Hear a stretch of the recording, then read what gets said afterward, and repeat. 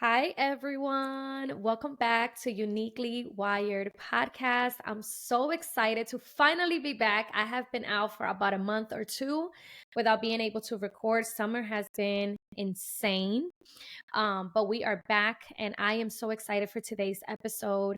And I have, of course, a special guest. Miss Lili. She is an autism mom herself of a 9-year-old. And of course, I'm going to let her introduce herself fully.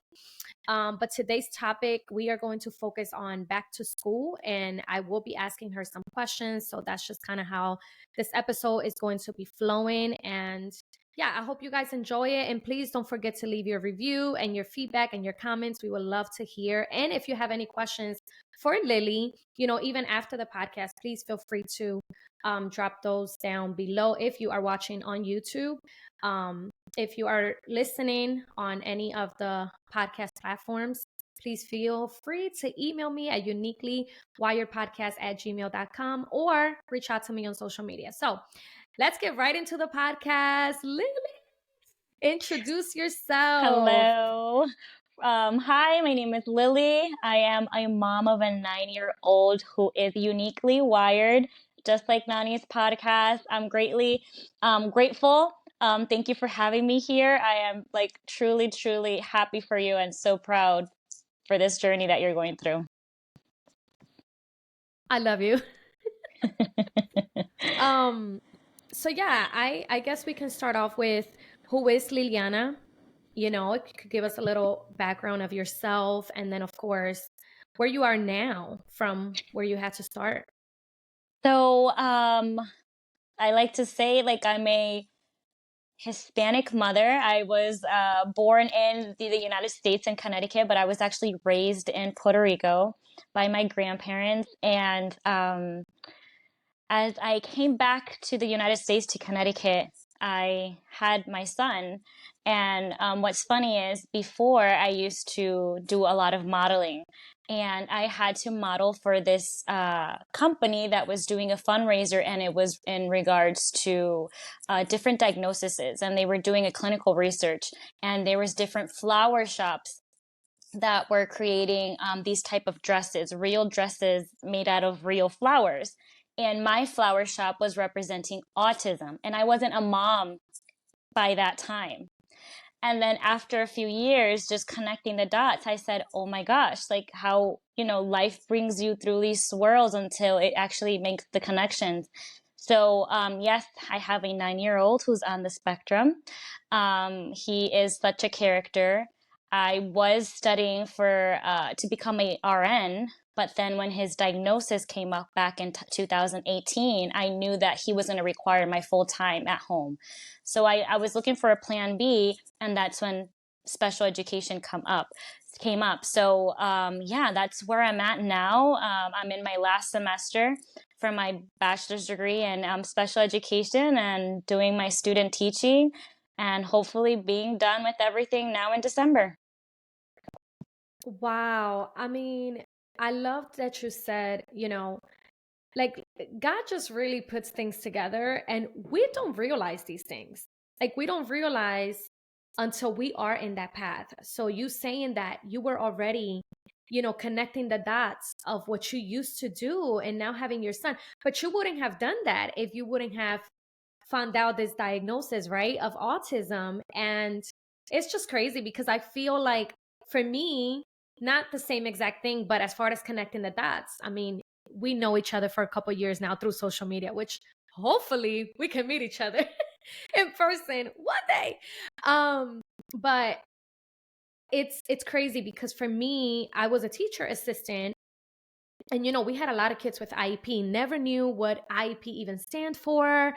Never really looked into it. Never really cared, if I'm honest, to look into autism and things like that, or any type of disability. So until I became a stay-at-home mom and got my daughter's diagnosis, and then I was like, wow, okay, God, I see you. You were trying to like get me ready this whole time. And silly me, I didn't even see it that way. Because once I got the diagnosis, I was kind of like burdened. I was overwhelmed. We went through the grief and all the things, which I know, where I'm coming from, and what I'm talking about. But it's just, It's crazy how it works. And again, if you're listening or watching, maybe this is not your experience. Maybe you've never met anybody who's autistic or any type of disability, and this is completely new to you. It's okay. You're not alone. Because guess what? You still have people like us, like Lili and myself, who are here for you. So, why am I talking about back to school today? First of all, it's back to school season, right? Only makes sense. But also because I just feel like, I don't know about you, Lili, but for me, um, I go through a lot of anxiety and lots of worries and thoughts in my mind that I really try to find ways to keep myself busy so I'm not so overwhelmed and thinking and thinking. Because both of my kids are not verbal. And it's very difficult for me to be like, here you go. I'm trusting you with my child. I have to really just trust. I just have to. I have to. For my own mental health, but to also know that they're going to be okay. It's just my mom's instinct too, getting in the way as well. So I know that a lot of moms that are listening um are feeling this way, or maybe you're going to feel this way when you get there because maybe your child is not there yet, which is one of the questions. But the first question I would ask, which by the way, I have my phone with me, so um how do you prepare for back to school season as an autism mom, but also now adding on being a student teacher who, you have to be busy yourself and prepare yourself. So how do you do that? So, Nani, just going back to what you were saying, every family is different. Every diagnosis, even if they have the same name, is different. There's different challenges, there's different goals, there's different achievements that you want to acquire for our children. So, not everyone is going to have the same experience. But what I can say is for back to school, it's so, so important. Like you said, you have this fear and this anxiety every time that school starts. And I can imagine even other mothers that don't have a child with disability does go through the same anxiety because you are leaving your loved one in hands of someone you don't know. But how do you get through that line of not knowing someone, presenting yourself? So I always say this to all the parents that follow me. It's so, so important to have a nice relationship, a healthy relationship with the school staff. And not because we're educators, like now that I'm actually inside the school, I'm not saying that everything's perfect, but we're humans too, not because we're educators. We know it all. You are the expert. The parents are the experts in these children. Yes, the majority of the time we're with these children Monday through Friday, seeing also challenges and what works for them and not work for them in the classroom. It's really important to have that key communication with the parents and the parents with us as staff, because like that we get like an introduction is like a resume when you're applying for a job.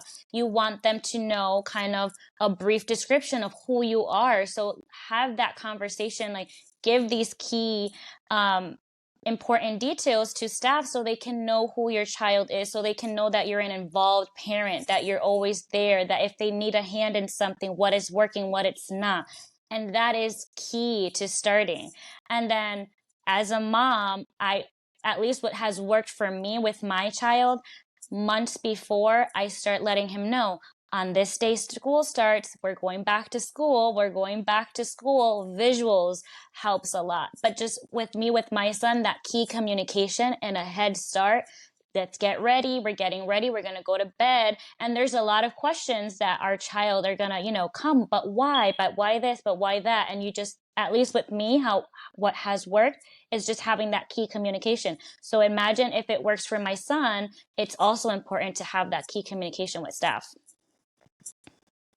I love that you said that about me, introducing yourself. My daughter's teacher, who's a new teacher this year, and she is going to be with Liliana. The good thing is that she knows Ellie from last year. She was a student teacher then. And I'm not going to lie, I was freaking out once I found out it's her first year teaching, because I'm like, okay, you're not just with any student, you are with special needs children. They really require time. And I'm sure, where I'm coming from, because you're a mom yourself. This person isn't. So, it's also a little bit of more anxiety, I should say, worry. But I'm like, you know what? I got to give her the benefit of the doubt. She is going to make mistakes. You know, things are going to happen, because even teachers that have been in the field for years still make mistakes. I mean, everyone does, right? We're not perfect. So I'm really just having grace on her. And I love that about 2 days ago, she reached out to me through an app that we have called Class Dojo. I don't know if anybody is familiar with it. And she sent out the doc, trying to get our information from our kids. And I thought that was so clever, because that has not happened. The past 2 years, my daughter has been in elementary school. So I thought that was nice, but I love that you brought that up, because even if the teacher doesn't ask you, I will still have an all about me. Canva, you could literally get free like files on there, and graphics. Edit them. Put your child's name, put like the main things, the most important things that you really want the teacher to know. And that would help. That would relieve a lot of stress, I believe. And I noticed a lot of moms are doing that. Like, I don't know if you've seen that, like, on Instagram and things like that, which, to be honest, I got the idea from there. One of the moms I posted, and I was like, this is such a good idea. I don't know why I never thought about this. Granted, I used to work at a school, but I guess now with the time, everything is like, I don't know, things are just expanding. So many things are popping out new that I'm like, man, I wish this was out when I was in school, like, so I think that's awesome. I'm also, something that I'm doing to prepare Ellie, it's adding in her bag, the things that I know to soothe her. She recently started using noise canceling headphones, and that has been helpful. She won't wear them all the time, and let me tell you, when she does not want them on, she'll remove them, and that's fine. No big deal. We want to respect her and her space. But I think that's a really good point that you brought up. So thank you for that. Is there anything else you want to add on that? Yeah, so for the all about me, now with my and I don't know if I mentioned this, but I am doing my student teaching in special education, so I totally understand. But coming with the background that I already have, it's the other way around. I already had the experience with special needs with my own son, and now expanding it with other children, because not all of them are the same. And the all about me is so important when starting off the year. Is so important for those teachers to actually get to know each and one of their students, so they can know what challenges they have and what they don't, what is it that they like and what is it that they don't like. But it's also so important, it's the parent, we're the expert on our child. So it's so important just to let the teacher know, hey, this is what works, or hey, you can encounter this, hey, this is a trigger, or isn't a trigger. But also keeping in mind that our children, or these students, are going to be in a different environment. At home, they might have challenges that they don't have in school. There's different personalities, there's different kids around, there's different teachers, there's different personalities, and something may come up that's new that the teacher gathers. And when the teacher has that conversation with the parent, we as parents have to be receptive of what we're receiving, because not because you never heard this before, actually being open-minded to say, oh wow, you noticed this new trigger, I wonder how I can work through it and overcome it to help my child soothe through that. So that's why it's so important those first couple of weeks of school, having that open conversation, because maybe the teacher is going to find out other little aspects of your child that you haven't seen at home as a parent or in other environments. But that's why it's key to have that open conversation with them. Oh my God. That was so good. You just unload a bunch of things there, because that part, what you just mentioned there about, because let's be real, we're moms ourselves. Like, I've been in that position where the teacher will tell me something and I'm like, huh? What you mean? That's my child. Girl, get out of my face. You know what I mean? Like, if we're honest, that's just, listen, it's our human nature. Like, it's going to happen. We're going to want to, like, automatically want to defend our children. But guess what? If you know the teacher, that's number one. If you really know them and you have that good communication, which we mentioned in the beginning, having that good bond, that good communication from the beginning of the school year. Don't try to do that when it's already January. Okay? Let's just be real here. I told y'all when I first started this podcast, we're going to be as real as possible. Okay. And it might pinch you a little bit, but it's just the truth. And I'm only speaking from experience. Because I also remember working at the school that I used to work at, and parents would literally be in denial. They would not want to accept it. The teacher's wrong, this and that. And I'm like, dude, like, we are with your child, like pretty much like half of the day, from the moment they're getting up to the moment, it's past lunchtime.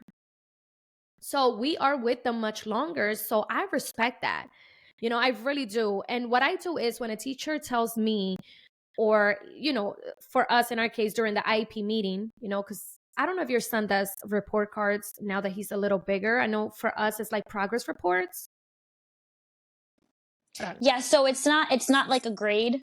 It's a point system. So Right. 1 through 4. So he's in 4th grade currently now.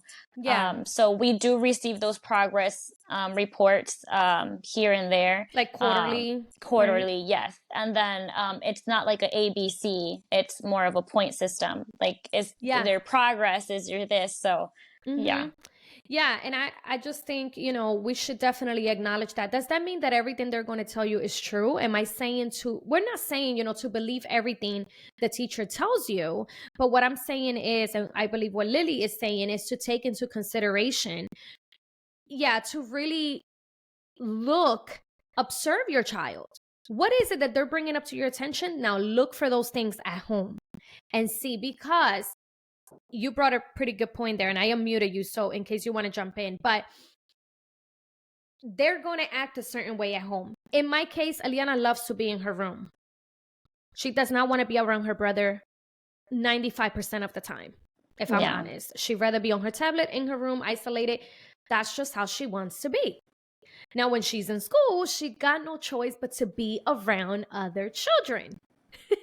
Yes, right? No, and yes, it's totally true. So that's what I mean, where it's so important to actually be very open-minded as a parent, because now that I'm actually in the educational system, right, I have now the experience of both worlds. Now I know how it works from the inside.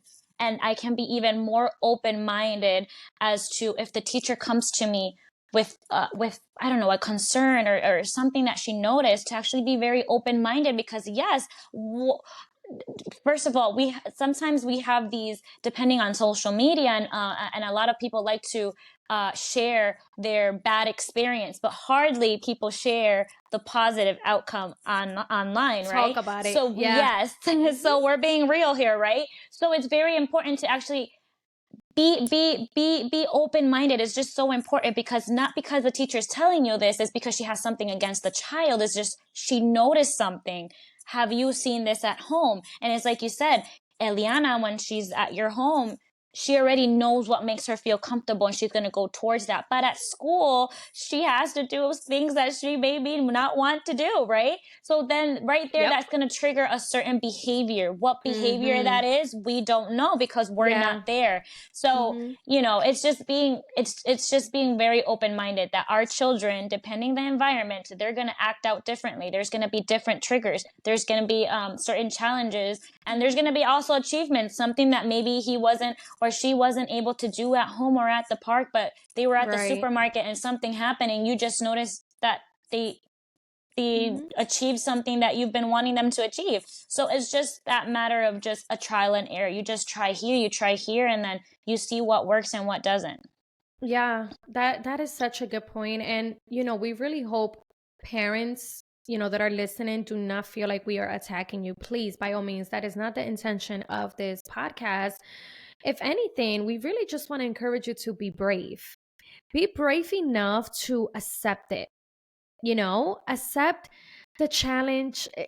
Just wake up every morning, first of all, thanking God, and just say, you know what, God, just give me the strength and the knowledge and the boldness to stand in front of an IEP meeting and be able to say, you know what, this is true.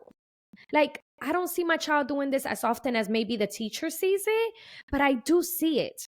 So we know they're not lying. And if anything, we have to remember for the most part, I can't speak for every teacher, but people like Lili, um, that are in the special education field, let's just be specific, um, they want the best.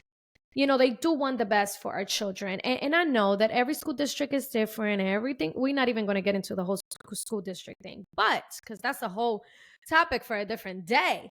But you know what I'm saying? We are just wanting to encourage you. That's all. And, with that being said, my next question will be, which I guess just flows into it. What are some challenges that your son, who's autistic, faces when returning to school? Knowing that the summer, and I mean, he is 2 years older than my daughter. He's 9. Um, but I'm sure there's probably still some things that he struggles with. So I'm gonna let you talk about that. And of course, how does he overcome them? Yeah, so like I mentioned at the beginning, it's very important, and I don't know it all just because I'm a mom of a 9-year-old who's on the spectrum. Every day I learn something different of this uniquely wired world from my child, right? But then there's other children there that are uniquely wired as well, uniquely, and I love it. I love the name of the podcast. Just got to put that out there. But with my Thank child, you. yeah, of course, with my child, what I have learned, throughout the time is that I have to communicate with him. He's very literal. Like he is very. I always say that he's like a wise old little man, in this body of a 9-year-old. He's very literal. So I have to, like, within 3 months, 2 months, just having these conversations, like back to school, back to school, back to school. And he was very nervous. He expressed that he was very nervous going back to school. So it's very important going into this consistency and having a schedule set so his bodies can start getting ready and regulate, because now there's so many emotions that he's going through. So he can probably act out the first day of school, or he can probably shut down the first day of school. I don't know how he's going to act those days, that first week, second week at school, but I have to help him from home because I already know that this change of going back from, having this big break in the summer is gonna overstimulate him in somewhat way. And I don't know in what area specifically, but I have to try everything that I can and what resources I have at hand. So I already know communication is key for him. 2, having visuals. 3, when he sees, his book bag and his little things that are coming, when I start ordering online, like this. I think I lost you for a minute there. Maybe you had something in common, right? Yeah, am I back? It's okay. Yeah. You're good. I think Sorry. we were stuck in that one part. Yes. So it's just having those resources is just key. Communication is key with him. So yes, in the first couple of days, like we just started school on the 29th. On the 29th. So he was nervous and kind of shutting down, or he didn't want to go to school. And when he wakes up in the morning, it's that struggle of trying to get him to school. But it's just been 3 days. Now, next week, we'll work it through this weekend, have those communications and set that schedule. It's really important having a structured schedule, especially for now, for the back to school. Mm-hmm. That's a really good point there. I know for me, my kids are a little younger. Ellie's 7, and then Jacob is 4. For those that are new listening, and their birthday just passed. So with Liliana, she still has a very young mentality. So I still have to keep the same routine even during the summer. And what I mean is even their bedtime. That specifically. And in my case, and this is how they are so uniquely wired, they are so different. Same diagnosis, but different people, right? And with Eliana, she does not give me a hard time getting up. Like she actually enjoys school now. And let's just pray it stays that way. Jacob, same thing. Like they get up so early, they're so used to getting up at a certain time. I don't have a hard time in the mornings. Now, as far as school, I know last school year, she did pretty good. They didn't really say anything like that first week. Jacob, of course, it was his first year in preschool. So, oh my gosh, he's starting pre-K4. And I'm like, Okay. I'm just trying to process everything because I really feel like this last year is just going to fly by. Um, because that's just how it is, right? But yeah, as of right now, they don't really give me a hard time, or I haven't seen much challenges at the moment. Not that it's not going to happen, but I think I'm always trying to stay optimistic and just be ready, because I don't want to be so hopeful that then when these challenges come, I'm like, why? Mm-hmm. Right? Like, why Yes, is that's this so here? true. Like for example, last year, so um with my son, in a sense of way, I love it because I just see so how he's learning how to cope himself. Like he's just growing, and you just see these stages that Yeah. they just go through, and it amazes you, because it definitely amazes Yeah. me. Last year, I would say I started noticing that this sense of feeling of embarrassment. He's never felt that before. So now he's feeling Oh, it, and he's been showing that. And he just feels wow. embarrassed, or if he like has this sense of shyness, and he didn't show these social signs of any sort, like happy, Mm, angry, upset. Yes. right. But with the whole embarrassment, he's Yeah, feeling that's a that whole now. different That's a whole different, feeling. yes. So it's like, Yeah. okay, now I have to, get into communication mode. Like, how am I going to Yeah. communicate that it's okay that you're feeling this, or asking questions? Why do you feel this way? Right. I started also trying to prepare my son, because I'm actually doing student teaching at his school. So Oh, well, look at yes, that. yes. And then, so I had to communicate that with him as well. Like, you're going to see me at school, but I'm not mom. I'm going to be Miss Lily. And having that communication and try to get him to understand it. And, Mm-hmm. when he was seeing me in the hallways, he's like, oh, mom, like, you embarrass me. And I'm like, what do Oh you my mean that God, I embarrass stop. you? Yes. He's like, you're embarrassed me because you're my mom. And I was like, but it's cool to have your mom here, right? Like, it's cool. Yeah. So we left it at that. I continued with my day. He continued with his. And then I'm like, oh my gosh, I'm embarrassing him. I don't know if this is going to be a good idea. Me doing his Like my that student teaching. guilt. Yes. That guilt started to creep in because it's a sucker. Yes. So then, in one of the classes yesterday, I had to have him as my student. And he came in, I was doing an activity with the students of all about me so I can get to know them. Yeah. And of course, I already know him, but I'm like, just draw some things and like color some things, just like Yeah. your friends.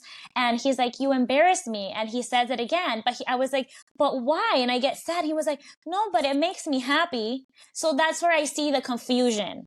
Because if something Hmm. embarrasses you, and then he Okay, goes, I but it see. makes me happy. And I was like, okay. And that was just yesterday. This was just yesterday. He said it Oh, right there in the wow. half circle at the table. And he goes and he says, yes, you embarrass me, but it makes me happy. Yeah, because you're my mom. And I was like, Hmm. okay. So there's that confusion. So I don't know it Yeah. all. It's just like, tagging You're it trying to down little by figure little. out. Yes. What is it exactly that he's feeling? You know what I Yeah. mean? That maybe he doesn't have all the vocabularies of all his like emotions that he's feeling, but what Right. exactly is he feeling? Is it like, what Hmm. exactly is he feeling? So, Ah, yeah. that's so hard, Mm-hmm. because it's interesting because your son can actually verbalize these things. But I feel like even himself is still trying to figure out, like, Figure it okay, out. what am I happy about really? And Yes. what am I really embarrassed about? Because Yes. to me it sounds like I don't know if for you it's the same thing, but it almost sounds like, okay, he's happy that you're there and you're the one doing this, But it's out right? of the norm. Because it's Right. like he never would see me at the school, and now he does see me at the school. So it's something that is out Right. of place for him. Like, It's you're really not. here. So he's just getting used to it. And we're gonna pray that, by the middle of the year, even maybe before, he'll get through that feeling and Get that through. Yeah. emotion, because it Yeah. may just be a beginning thing too, right? Yes. And I mean, even if it was to last longer, even if it was to be an all year thing, like, that he's just able to cope with that. Now, is he Yes. saying like, you're embarrassing me, like, out loud? Or He'll is say he it in kind of front like of. going to you? No, no, no. He doesn't have that wait, if I'm going to speak this, I'm going to speak it where no one hears privately. But no, he says everything in front of everyone. Like he's, whatever he's Oh my feeling in that God, I love moment, him. he's going to say it. He's going to verbalize it. Like Yeah. he's going to verbalize it. Right. Yes. And like, for example, Okay. like with him, like the whole, like he doesn't understand sarcasm. Like for example, Right. in Spanish we say a lot like, oh, el nene es loco con eso, like he's crazy over Cheerios. He Yeah. goes to say, really, mom, you're calling me crazy? You're really calling me crazy? And I was like, no, I'm not calling you crazy. It's just Mm-hmm. a sense of, I'm trying to express like you Right. really like something. And Mm-hmm. he doesn't get that. It's just very literal. Like if you can't tell him go break a leg as like you're wishing someone luck. Mm-hmm. Oh, you're telling me to break a leg? How can you wish that upon me? So it's just Right. yeah. Yeah, it makes sense. I think that's something that, for the most part, a lot of autistic individuals struggle with or have challenges with. You know, picking up those cues, and things like that. So whether it's social or any other types of social cues that you would think about.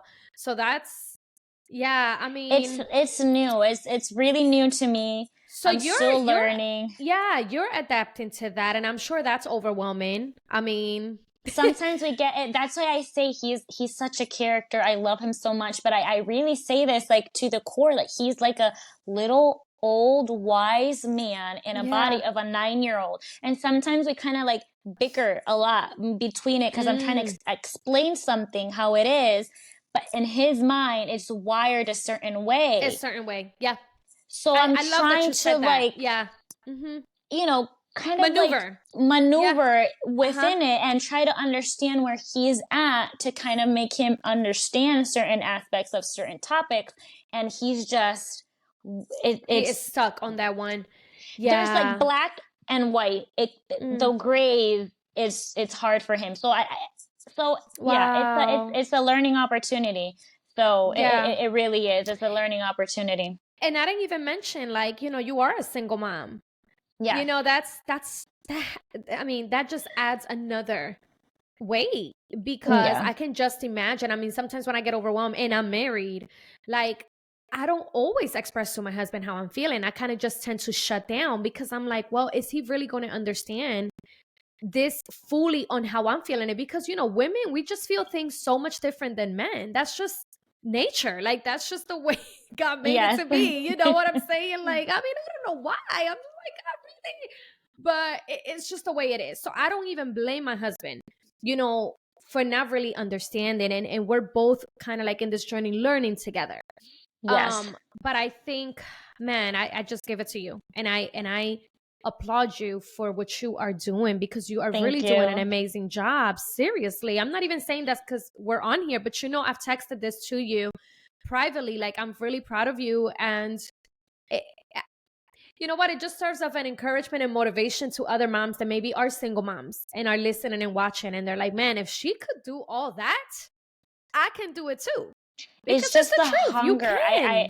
It's having that fire within you, that hunger that you want to be at a certain place. And I've been open about this. And with you, I Mm-hmm. see a psychologist. I actually Yeah. go to therapy And because that's okay. you need Mm-hmm. it. Yes. And it is okay.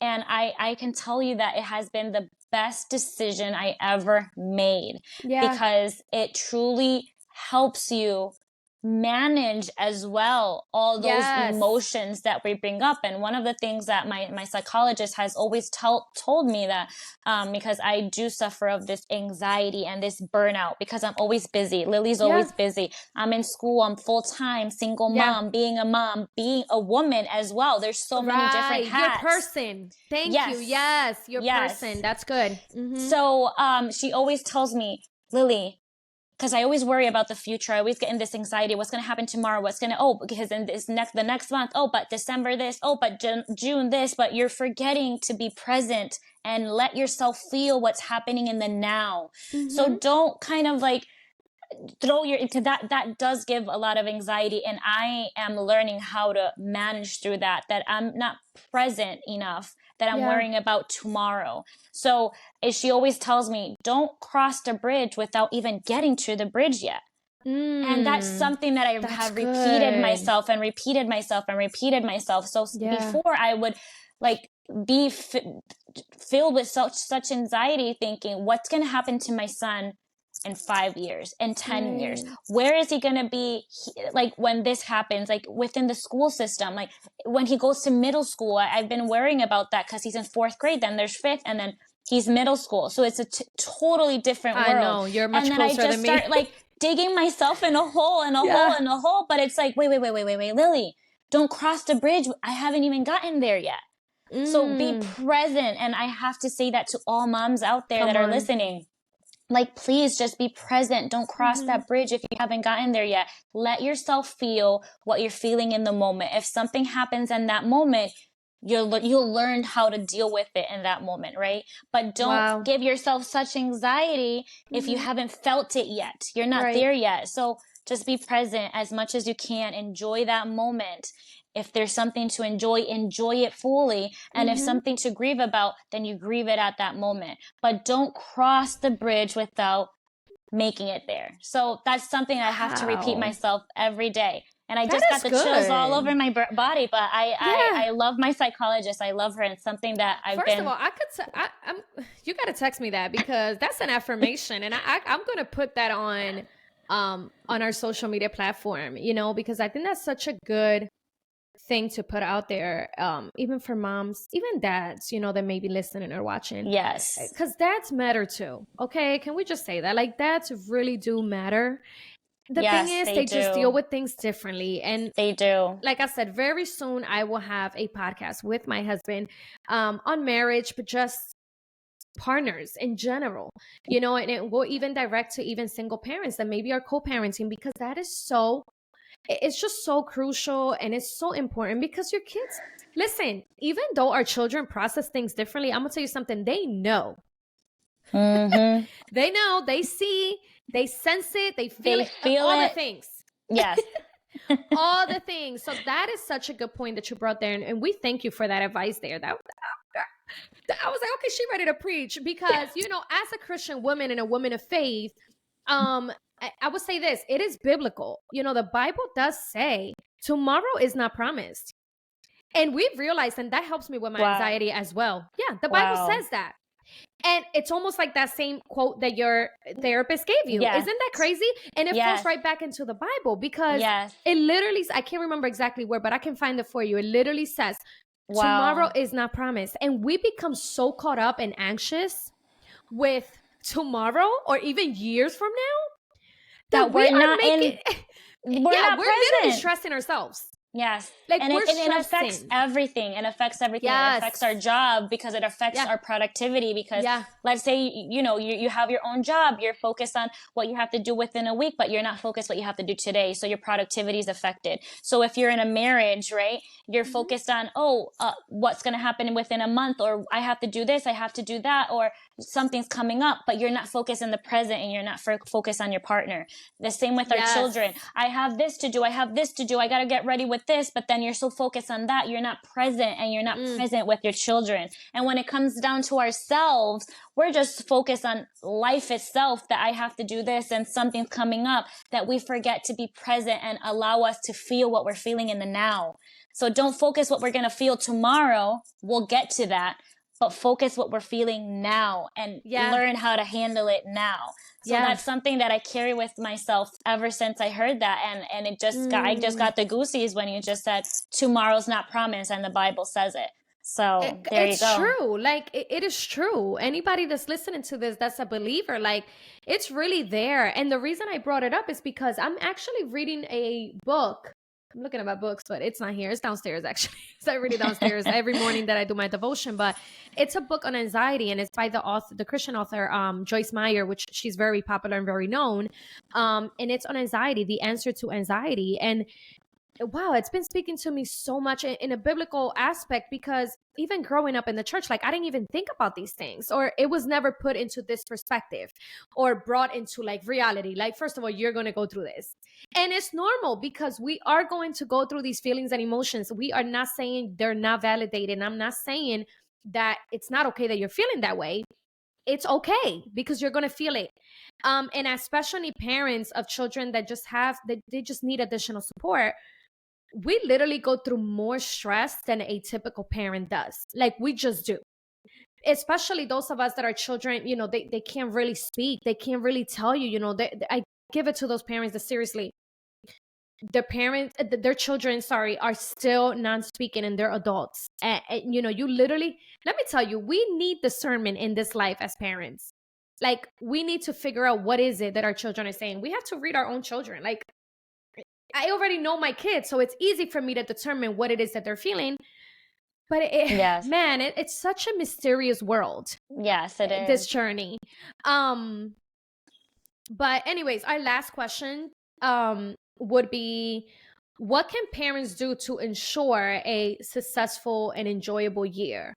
Maybe a tip or an advice that you could give them. Kind of going back and, resuming everything we just talked about, is communication is key. That's the number one.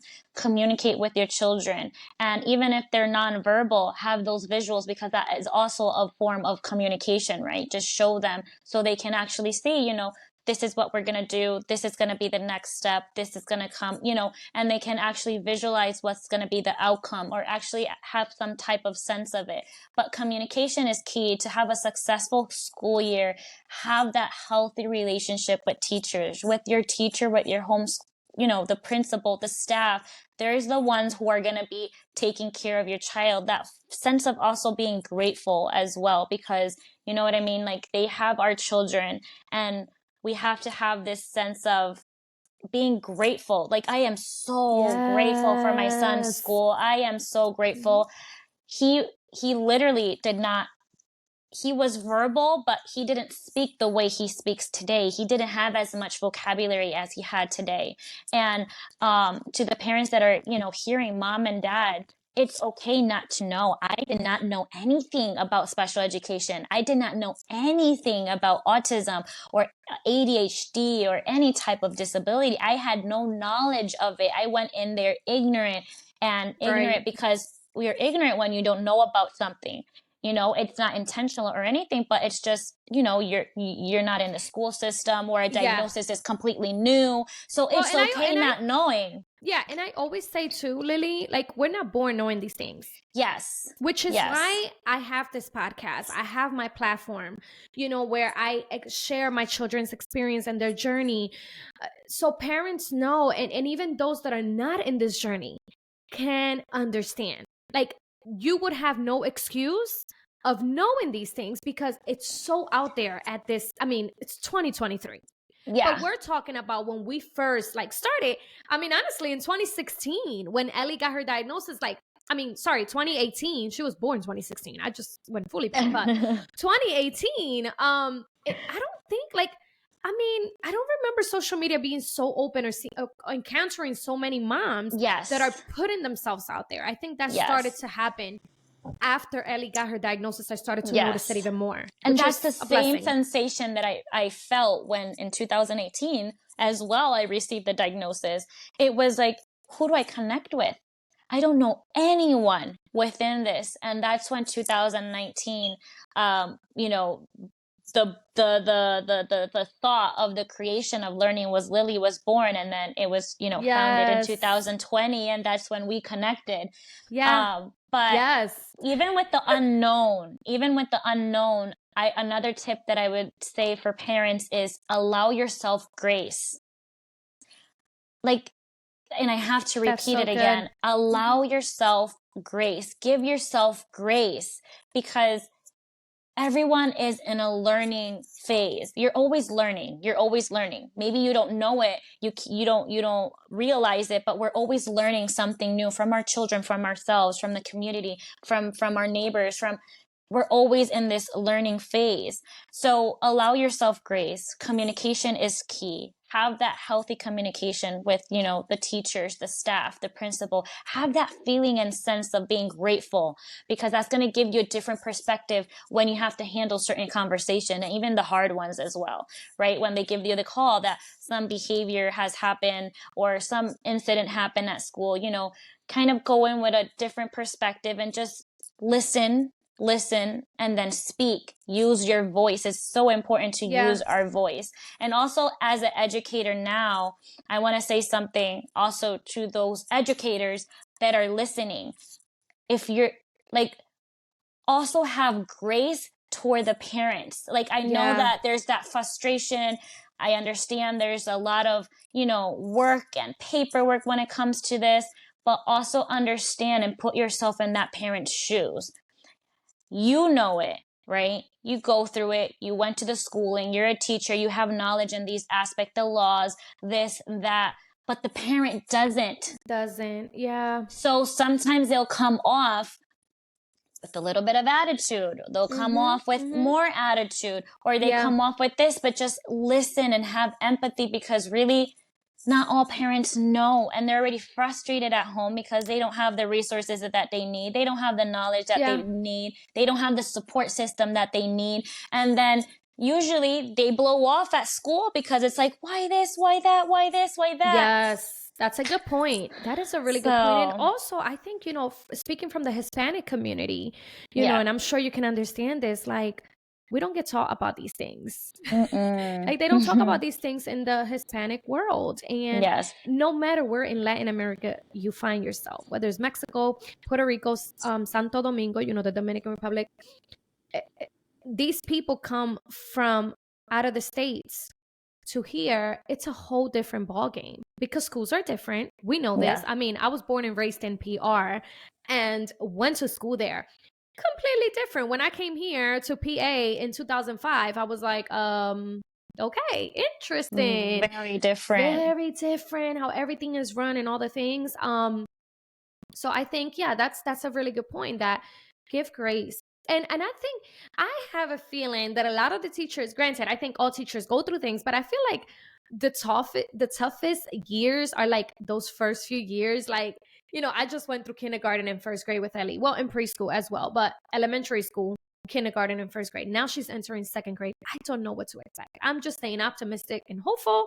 And I'm just like, you know what? We're just going with the flow. We're going to go with the flow. But that's it. And, you know, I think as a parent, it's okay, you know, to put yourself out there and let them know, you know, that you are involved in your child's life. Like, it's okay. Yeah, trust me, they're going to notice that. It's so important. It's so important to be involved. Like, even being like in the inside and seeing it, the difference it makes having an involved parent when you don't have an involved parent. So that is so important. I really feel for the parents. I really feel for my colleagues that are teachers. Like, it's really important because it's really teamwork. And when we sit down at a table, and I know this is a whole different topic, but when we mention IEPs and PPT meetings and all of that, it's so important to come to that meeting as a teacher and as a parent. We are a team, and we all have to have the same goal at hand. And it's for my child or that student's progress to be where it needs to be, or help and guide them to get to where they need to be. That's good. Or help manage, you know, or if there's certain behavioral aspects, how to help them cope that. But we are a team. So it's not just staff members that you're the teacher and I'm the parent and I'm coming from outside just to come into this meeting. No, you're a member of that team. The teacher's a member of that team, and we're all sitting down at a table to have the same goal at hand. And it's, you know, help that student get to where they need to be. And, you know, as a parent as well, help the team that's working with your child get to where they need to go so your child can have the best successful year. So that's so good. Yeah, allow yourself grace, communication, have a healthy relationship with school, with your school staff members, and, you know, be an involved parent. And that's going to help your child immensely. Yes, be involved, y'all. Like, anything you get out of this, be involved. Don't be the parent that just chills all day, not worry about it. Check your children's book bag. You know, from the moment I get my daughter, like, I'm looking into her book bag. Like, we're literally in the car. I'm opening up her book bag, you know? And just be involved. if you want a successful year, if you don't want to deal with headaches, Yes. they're going to come. Not saying they're not. Yes. Okay. Yes. Let me just put that out there for those that are very little. They're going to come. Okay. They're Let's be gonna realistic. come. Yep. But what I'm trying to say is you don't want to be the cause of that. Yes. You don't want to be the cause of that because that guilt is going to creep in. And then Yes. you've put yourself in that position. Don't blame Yes. the teacher. Don't blame the principal. You've put yourself in that position. Yes. Like my daughter's school, they just suck at communication. And it's And something that I'm also- really going to put out there this year, you know? Yes. And also I wanted to add is behavior is also a communication. Yes. Oh my God. They are communicating. If there's a certain behavior that's going on, your child is communicating. So what's Yes. really going on? We have Yes. to hear that student. Maybe they're nonverbal, but we have to hear that behavior. Yeah. Right? Yeah. So that is communication. That's good. So that is why it's so important for us parents to be involved, because if the teacher or staff is communicating, saying there's these behaviors that's going on, what is actually happening? They're communicating something. They're asking for something. How do we help them? So it's really important that we are involved, because even though the teachers and staff are with your child the majority of the day, right? The majority of the day, they're not going to know everything that's going on at home. So is there something that's happening at home that's causing this child to act out at school? Or, you know, we got to find that. So that's so good. important to mention that behavior is actually another form of communication. Yeah. And we have to be involved. Yeah, it's one of my favorite quotes, honestly. Like, behavior is communication, considering that both of my kids are nonverbal. You know, I mean, Liliana is semi-verbal, Jacob is completely non. And it's a challenge every day. It's a challenge every day. But yes, guys, we just want to leave you, if you get anything out of this episode, because I feel like Lili dropped some really, really helpful gems and just beautiful things. I just think this was such a insightful and valuable episode, honestly. Not just because it's Lili. I mean, maybe, but you know, we're just gonna do that. But no, thank you so much, Lili. And I feel like if there's anything that you can get out of this episode, it's definitely communication, to have that enjoyable, you know, year and successful year with your child. And we just pray nothing but blessings and miracles to happen this coming school year. I'm just declaring that over your life and praying that for you. So Lili, thank you so much for your yes and for being on this podcast and for your time. I know it's a Saturday, but I thank you so much, and I just know this is going to be a blessing to whoever is listening. Thank you, Nani. And just seeing you, how, you know, your successful journey, just seeing your growth, and like just going back to when I first met you and seeing how you're here. And with this podcast, like, I know you are reaching to so many houses and homes and families and making an impact, and your name is just embedded in those families. That I see it. And I wish you nothing but the best for you and your family. And thank you for including me in your journey. And I am really grateful for that. Yes, absolutely. I am so grateful. So thank you guys so much for tuning in, for watching if you're on YouTube podcast, and for listening on the other platforms. Don't forget to share and subscribe and leave a review. Thank you guys. I'll see you again on our next episode. Thank you, Lili. Thank you.